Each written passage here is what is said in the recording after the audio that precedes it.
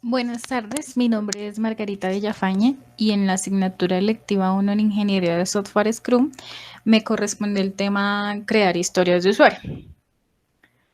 En este proceso se crean historias de usuario y los criterios de aceptación. Generalmente las escribe el Product Owner y estas están diseñadas para que se aseguren los requisitos del cliente y que estos estén claramente representados y puedan ser comprendidos por los stakeholders.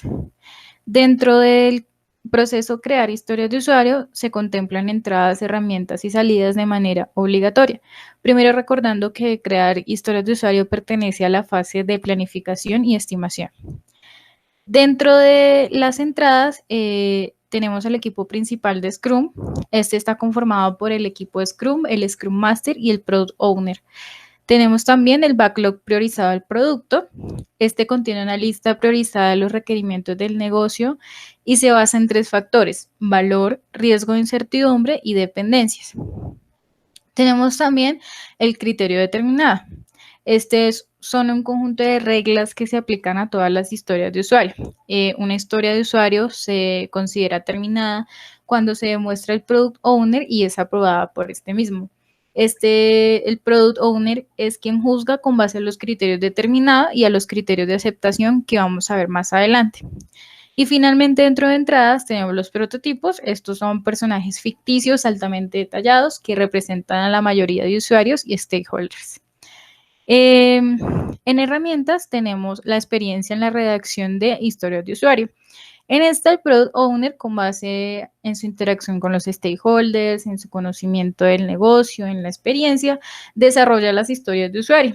Esto tiene un objetivo y es crear historias de usuario elaboradas para que sean estimadas y sean comprometidas por el Team Scrum.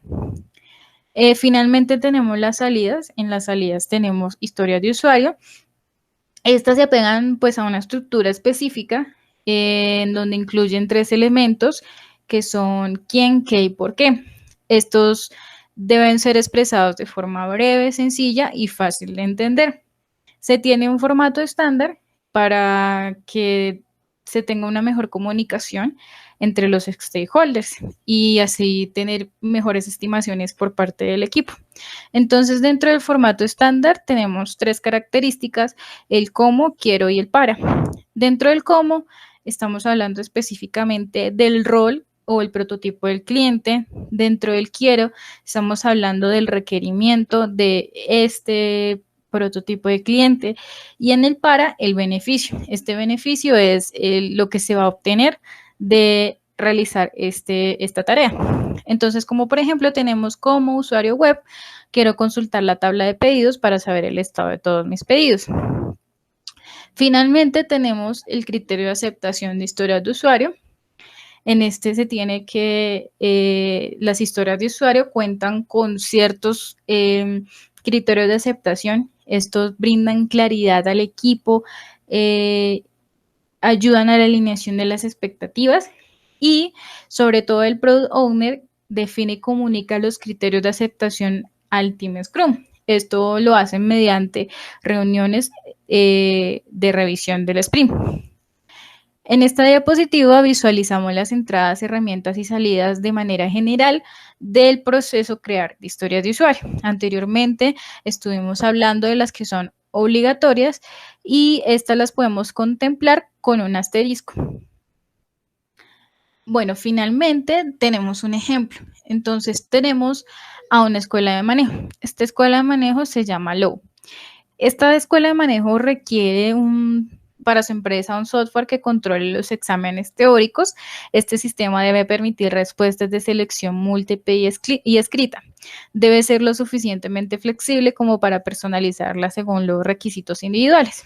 Entonces, en base a esta descripción que se tiene, se logra obtener una historia de usuario. Entonces, tenemos la historia de descripción del sistema, se llama así la historia de usuario.